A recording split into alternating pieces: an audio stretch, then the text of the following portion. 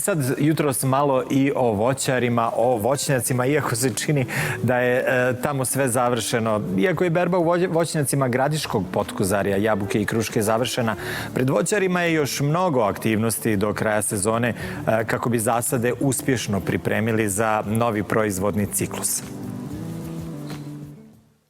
Ove jeseni u voćnjacima u Potkozarju prisutan je povećan broj glodara i zečeva, koji ako se ne preduzmu adekvatne mjere zaštite, mogu prouzrokovati značajne ekonomske štete.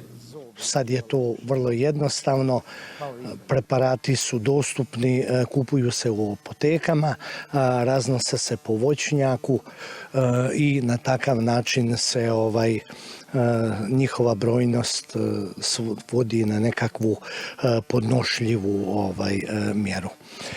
Što se tiče zeca, prvenstveno, kako sam već rekao, mehanički najviše štitimo zasade. Voćnjaci bi trebali da budu ograđeni žicom, da nije zecu dostupno da ulazi u voćnjake.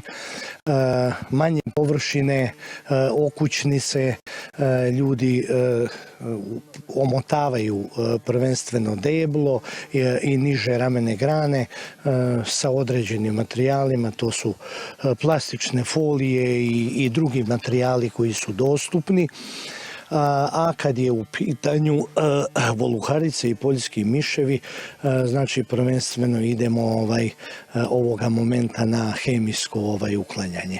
Tu treba posebnu pažnju posvetiti aktivnim rupama, otrovi i te palete, mamci koji se koriste ne bi trebalo da budu rasuti površinski, da ne ugrožavamo, jer nikad ne znamo kad će u voćnjak ući i domaće životinje i divljač, tako da ne bi došlo do trovanja. Prvenstveno mamke stavljamo u aktivne rupe.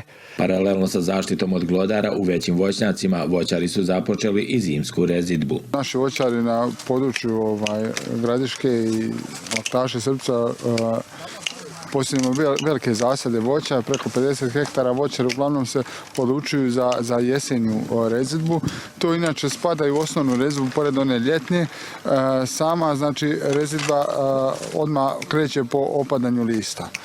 Neki voćari koriste preparate na bazi bakra, mangana da ukinu list i onda samim tim lakše ide i rezidba. Mi moramo znati da ove godine, kao i svake, imamo poteškoće sa rezačima i uglavnom rezače nalazimo iz okružnih zemalja, tako i ove godine. Rezači su tu, rezidba je krenula i mi na većim zasadima uglavnom to obavljamo u jesenjem periodu.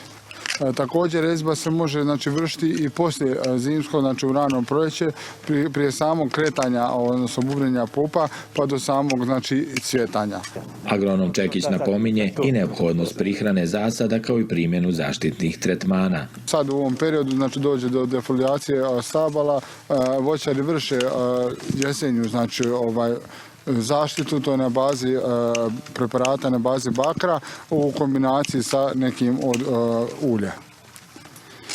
Također, voćari u jesenjem periodu treba da izvrše i dodanu prihranu voća na bazi fosfora i kalijuma, a također i za dodatnu prihranu sa azotom koji je potreban za to proljetno kretanje vegetacije.